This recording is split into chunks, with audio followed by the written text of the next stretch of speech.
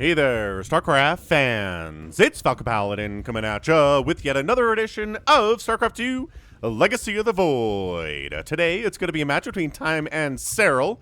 For the Patreon cast of the week, top right, it's going to be Time, the Chinese Terran, and on the bottom left, it is Serral, who you may recognize. Alright, so Time always gives Elite Zerg players a very, very hard time. He's incredible at TVZ, but his other matchups could use some work. And finishing off players like Serral and Dark and Raynor and stuff would be a good step of progress for him.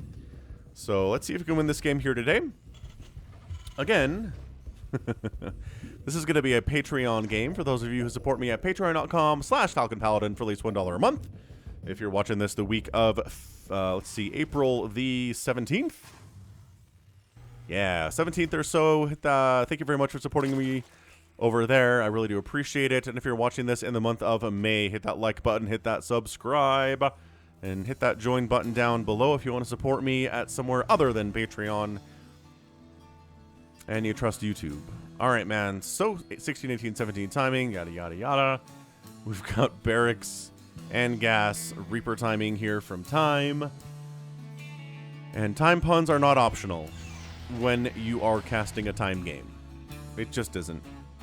Not optional indeed. Required. Accidental.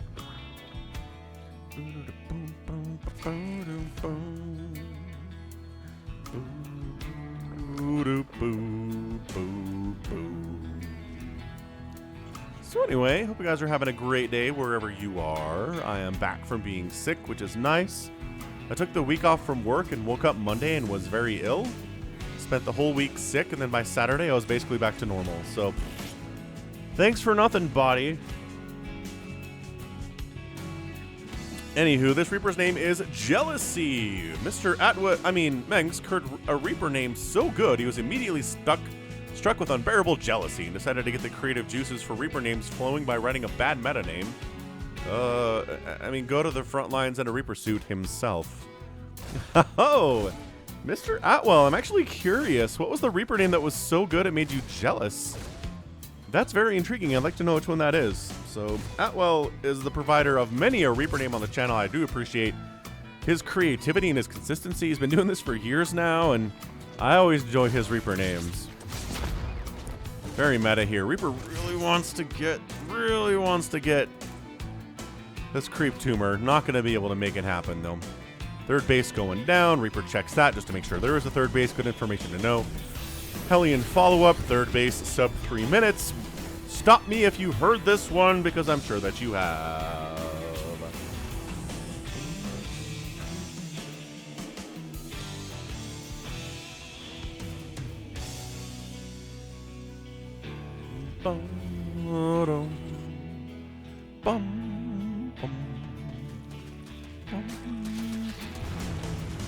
Take that.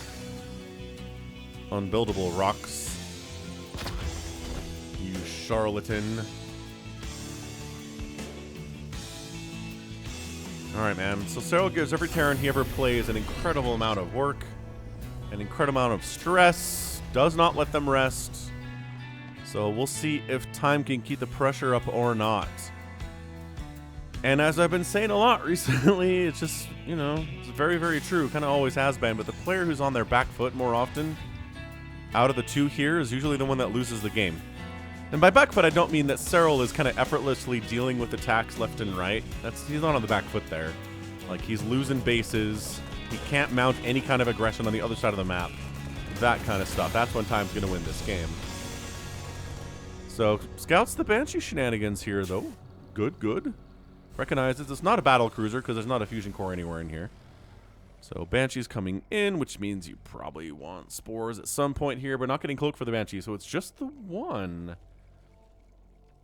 Which is intriguing. Man, Overlord back around for another round of scouting here, recognizing, yeah. What up? Your Marine count is not very heavy, he says. At least, no, it's really not, is it? We've got only 2 Marines. We're not meching, are we? I mean, Maru can make mech work against Serral. I'm not sure that Time can. Here's the thing about Maru. He's got some weird dark magic about him. He can make strategies work that other Terrans cannot make work, and they try to do it because they're like, ooh, Maru makes this look really good, and they try to copy it, and they just can't. It doesn't work for them against players like Serral, and Maru can make it work against players like Serral. So double NG Bay coming in, so we're not meching it. There you go, extra barracks on the way now.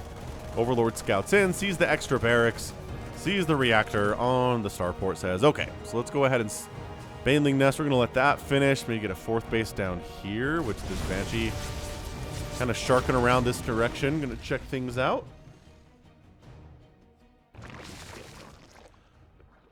Well, yeah, just throwing up 9 drones at a time. If this is just Hellions coming to attack me, I'm not really worried about it. We're going to get that 7-minute style attack.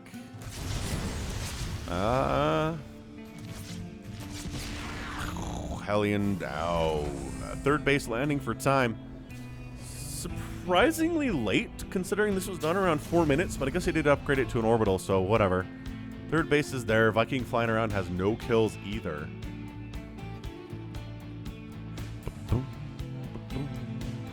Spire on. Ooh. Serral going Spire. Is she going to go Mutalisk? It's not something he does a lot in ZVT, but man, he's really scouting, isn't he? He is honestly scouting so hard. There's an armory coming in. We're going to start getting some Widow Mines. Potentially, yes. Definitely, potentially, yes. Ling's trying to knock down these rocks, which they can do. It just takes them an extraordinarily long time. Creep spread pushing here, too.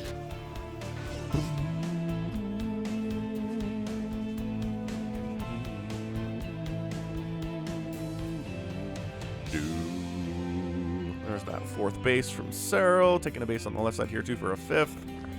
As he does, and this is the timing. This is where time needs to set something up and make something happen.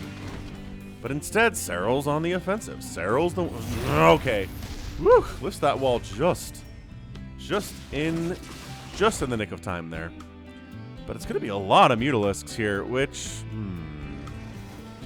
yeah, we've seen Clem defeat Serral by showing up before the Mutalisks pop, which is now technically, but they're very close to popping. It involves a lot of resources that are invested into the units that can't help you if you show up before the mutas are done.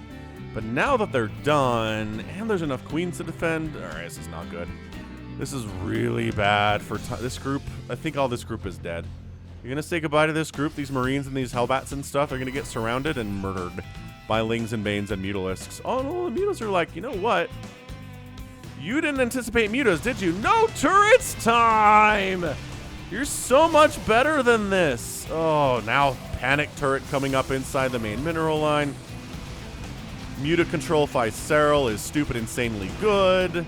Gets 9 SCVs, no big deal. Doesn't lose any of his Mutas. Doesn't lose any of his Mutas, I repeat.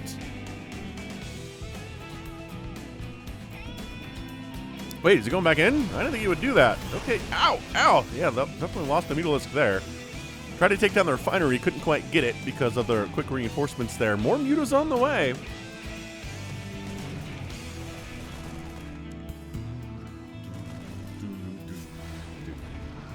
Boom, boom, boom. All right, so Hellbat tank Marine here. That's why you keep your Hellions alive. Oh, that group, no. We're going to shut down this 12 o'clock expansion attempt by time, though. More Mutas on the way. Thor's in production, too. Creep Tumors, just absolute destruction of many tumors there. Never a good thing to see if you're a Zerg player, but 19 Banelings on the way. They've got centrifugal hooks.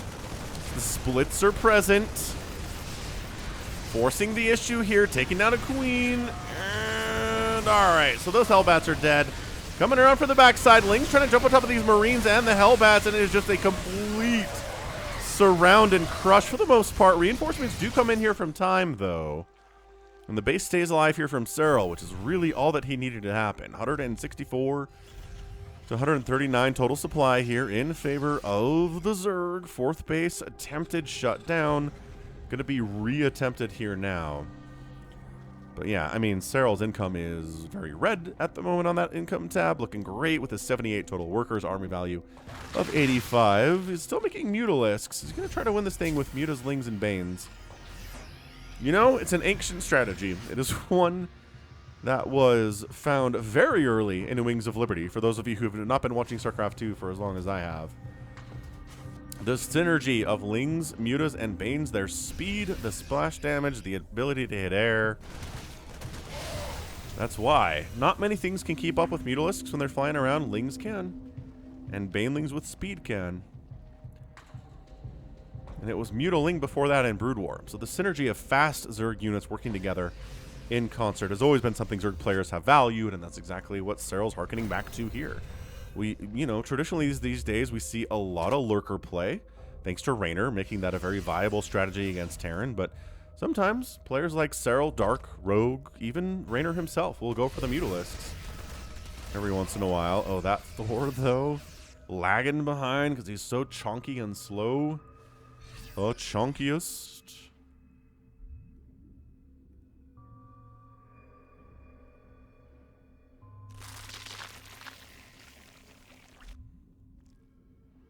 Changeling scouting the Zerg army, never what you want to do. So time on 4 base is pretty strong.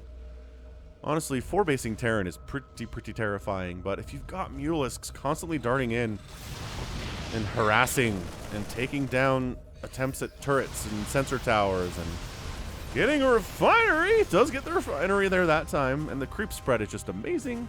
Hives on the way, Burrow coming in. Man, so I've seen time give Serral a lot harder times than this. That said, okay, he's maxed out. Serral has a bank and time does not, but 3-3's on the way for the Marines, which means they're on 2-2 now at 11 minutes, which is amazingly good.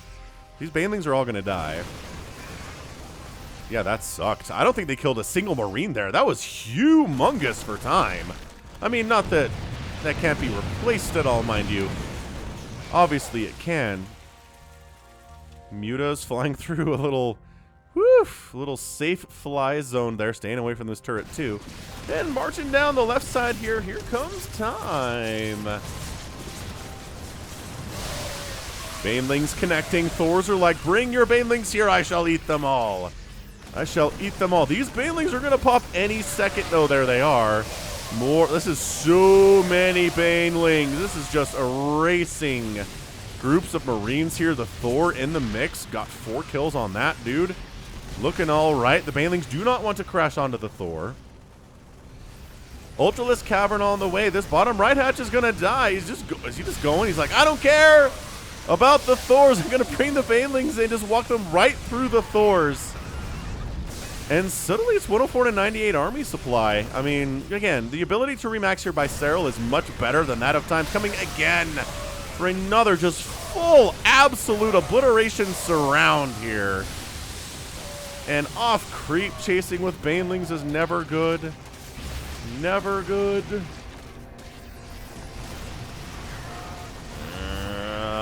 Lings are top left base coming in from Serral now. Time taking a 5th base. Trying to take a 5th base down on this right side. Got some changelings down here, which show up as blue. Do we have any Widow Mines out? We do have 2 Widow Mines out. We've lost 6. I just don't know that they've made as much of a difference as they would like to have made in this game. High-sec auto-tracking, building armor, getting vehicle and ship plating level 2. Adrenal gland's going to kick in here pretty quickly for Serral, going for chitinous plating as well. He's going to Baneling bomb the crap out of this 12 o'clock. Okay, so the SCV's evacuating. Really smart move, honestly. Planetary dies. One more Muta Glaive Worm hits it. And, oh, trying to, oh, actually enough to save this right side base. Okay, so got another base replacing this one. Time, this is why Terrans are constantly building new command centers throughout the game. Look, it's just off. Okay, Serral is just feeling it right now. Feeling it. Should he be feeling it? I don't know. Suddenly he doesn't have much of a bank at all. He's got some Ultralisks here. Like I said, time gives Serral a ton. A ton of value. Ton of value? A ton of struggles. I don't know how to finish that sentence. It's 12:30 in the morning. I'm trying to cast this thing and a little bit sleepy, but that's okay. Energy for StarCraft is good. Serral's got retaken his 6 o'clock base, or like this 5:30 base down here. Like I said, the player who is on the aggressive side of the map is usually gonna win. That said, Serral's bank is gone. Time lost a base, replanted it immediately. Didn't lose many SCVs. He's still at 73. He's getting siege tanks, marauders. He's got 3-3 for his Marines marauders right now. Marauder's going to be super, super useful here against these banelings and these ultralisks too. Creep spread cannot continue further here. Banelings. Okay, good splits there from Time. Again, this dude, I'd love to see Time win a premier tournament one day because I think he can do it. I really do.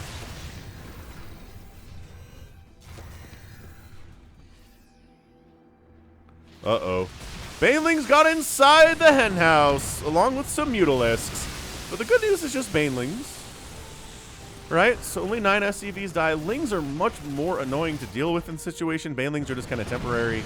They do their damage and they're done.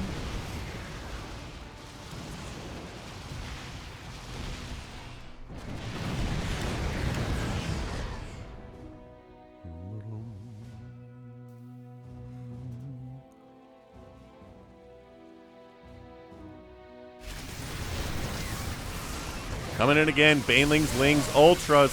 Serral doesn't like what he sees, and Time is pushing the advantage down here on the right side. Muta's sharking around the top side, trying to make something happen, but there's only, what, like 9 of them? Not that many of them, honestly. Muta's darting back in, just killing a couple SCVs here and there. Maybe trying to go after this orbital, but taking missile turret strikes to the face too. Trying to make some kind of progress down here. The Ultralisks doing their work. They've got that chitinous plating. They're all gonna die if they stick around, and that's why they're retreating now, though.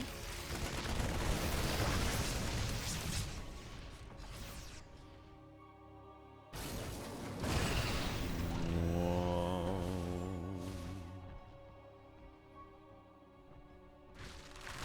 God, these mutas are just casually flying around, killing SCVs, 58 workers. This top left base of Serral is amazing, and Time doesn't know it exists. He doesn't know about this one either. But he knows about all the creep spread up this way, that's for sure. Here into this atmospheres, nobody's tried to take... Oh, we are trying to take the high, rich Vespine geyser base here. Excellent. Serral just expanding straight up on Time's side of the map here. It's insane. Telling you, Time's good. 17 minutes. He's not dead yet. There we go. This is where Lings and Mutas are in. It gets a little bit dicey. Yeah, a couple Marauders gonna die. Adrenal Glands really helping with that a lot. Liberator setting up kind of a no-go zone for Ultralisks to come through here and try to wipe this out, but Lings are taking down missile turrets, which is, again, that's so good for the Mutalisks. Missile turrets are removed by Zerglings. It's a free way to do this stuff.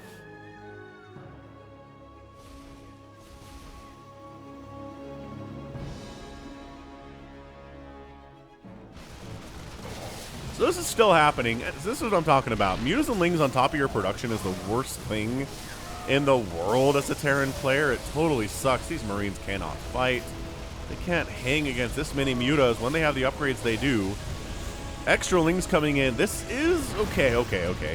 This is getting dicey all of a sudden. SCVs are here to repair the barracks, but they're getting killed because they're inside of the war zone too.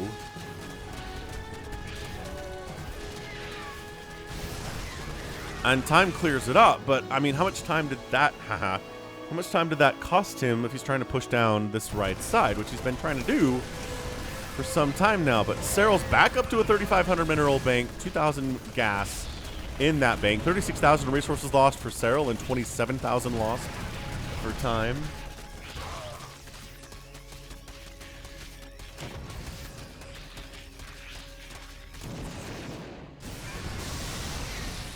All right, Baneling's getting a couple SCVs, but Thor's really making everything worth Time's while here. Marauders chasing down those Ultras, but can't. Concussive Shell does not apply to the massive unit of the Ultralisk. And, I mean, just...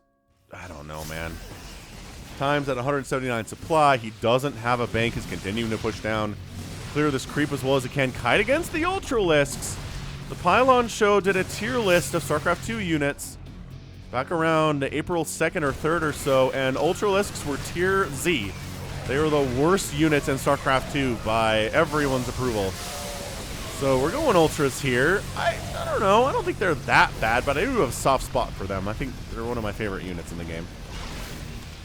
I do have the Collector's Edition Heart of the Swarm box set that I got because I went to the Heart of Swarm launch in California at Blizzard's headquarters back in 2012. So I have the Collector's Edition version of the Ultras, which I'm very proud of. So I use Ultras more than probably most players do, honestly. Anyway, this is a great game. It is. It feels like it's been going on for longer than 20 minutes. It's been such a nice back and forth here. Time refusing to die. He's kind of trying to play the split the map in half thing as well as he can, but Serral taking this base kind of ruins the math there. But if Time can take this bottom right, maybe it'll work out for him. I don't know. Resources lost are still 43,000 for Serral and 31 for Time, so he's winning trades. It's just a matter of, can he have enough income to win this thing? Oh, not saving the hatch, that's for sure. Everybody here is dead, but the hatch is dead too. Immediately replanted, instantly replanted there. That's how you know you're watching a really good player, as their base dies and it's instantly coming up again as soon as it dies, as soon as it's safe to do so. Lings sneaking into this Rich Vespine Geyser base, getting out of there, burrowing some more Lings back here, Banelings back here in case you want to chase. These Mutas are still, these are the most annoying Mutalisks of all time. Oh, kills that hatchery. All right. Honestly, is making some Liberators maybe worth it to deal with these things? Just a thought, maybe. Baneling Bomb connects. Beautiful Baneling Bomb. Beautiful Baneling Bomb. But 8 drones do go down. I mean, it's maxed out to maxed out. Serral does have the bank, but this bottom right base by Time is extremely important for him.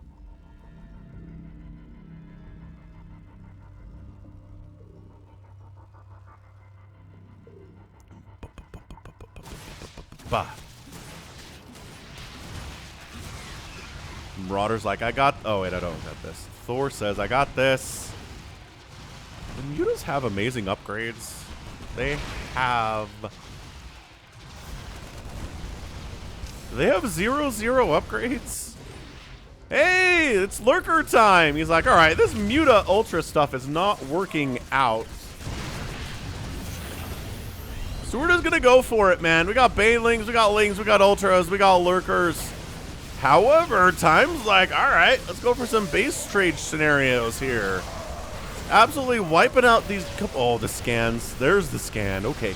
So the Lurkers go down, but again, Serral's ability to remax here and eat his losses and deal with it. I just feel like Serral has this game, but Time taking down a hatch. Killing a bunch of drones here, too. Very nice stuff from him. And just kind of completely abandoning his main base, floating his command centers off, landing them in a more safe and secure location. Zerglings are kind of the answer to this Thor Marauder-style army and just kind of getting overwhelmed here with Zerglings. Widow Mines are connecting all over the place, and I think this might be it. Yep, that's it, GG. Serral is your winner in 23 minutes and 19 seconds. Hit that like button if you enjoyed that match. Again, Time gives Elite Zerg players a harder time than most Terran players. 54,000 resources lost for Serral, 43 from Time. But that bank right there, remaxing instantly on Lings. Got some Corruptors here.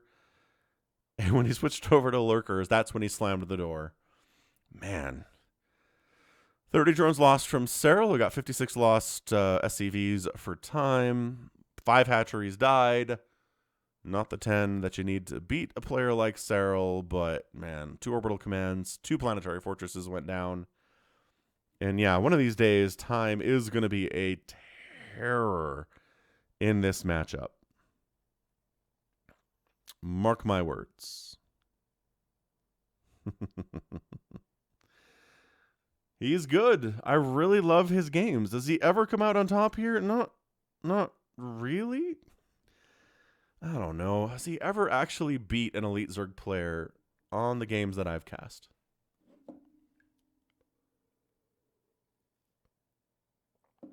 Anywho, that was great. Some really nice back and forth there. Time, I thought when he took that bottom right-hand corner, he was going to be okay, but Serral's mutas got way too much value. 35 of them died in this game. He had 2 remaining. Did he on? Okay, he hit it. Oh no, I'm so blind. Where is the? There it is. +3 flyer, +2 carapace. Yeah, so he's got upgrades, of course. If he's gonna make this many mutalisks, he need that upgrade count. I liked it. I like the Thor, kind of Thor-ish heavy comp here. 10 Thors went down with Marauders and stuff, but when the Lurkers showed up, that's kind of when everything kind of falls apart. So, GG from Serral. The tech switch really got time there at the end of the game, and that is going to be it for me today. So this has been Falcon Paladin coming at you with yet another edition of StarCraft 2 Legacy of the Void and a Patreon cast. Go ahead, hit that like button, hit that subscribe if you like what you saw and what you heard today. You can also catch me on Twitter, Facebook, Patreon, and Twitch, all at /Falcon Paladin. And until next time, as always, thank you so much for watching, and you take care of yourself.